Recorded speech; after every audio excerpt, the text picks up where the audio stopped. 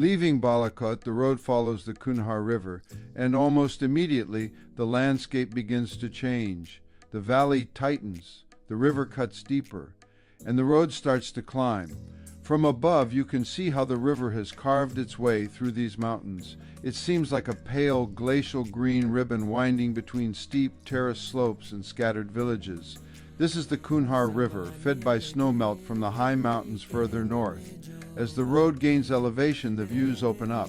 You begin to see entire sections of the valley at once, layers of hills, small settlements clinging to the slopes, and narrow roads zigzagging across the mountainside. Then come the switchbacks, wide sweeping turns at first, and then tighter curves as the road climbs higher along the edge of the valley. You can see the route ahead of you, and behind you, etched into the mountain like a thin line. Traffic moves slowly through these bends, heavy trucks grinding uphill, tankers navigating the turns, and motorcycles weaving carefully between them. There are moments where you stop, not because you have to, but because you want to. Places where the valley suddenly opens up and the scale of the landscape becomes impossible to ignore. The river far below, the road curling around the mountains, the silence is broken only by wind and distant water. Further along, the terrain becomes more rugged, the mountains steeper, the vegetation thicker in some places, thinner in others. You start to see signs of instability, such as rockfall warnings and loose stones along the roadside. This is a living landscape, always shifting, and then gradually the scenery begins to change again.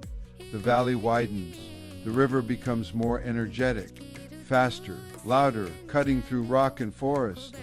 Pine trees begin to dominate the slopes, giving the whole area a more alpine feel. Here, the water is different, colder, clearer, moving with force. You can hear it long before you see it. Small settlements appear again, simple homes, roadside stalls, and places where travelers stop for tea, food, or just a break from the road. Life here feels closely tied to the river and to this road. And as you continue, the mountains begin to feel bigger, not just steeper, but taller, more imposing.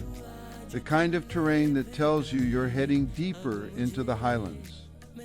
By now, the ride has changed completely. What began as a gradual transition has turned into a full mountain journey. The air is cooler, the light sharper, the colors more intense. And then, without any dramatic moment, you realize you've arrived. Naran, a town set in the heart of the Kaghan Valley, surrounded by mountains and fed by the same river you've been following all day. But this isn't the end of the journey. It's just the beginning of something much bigger.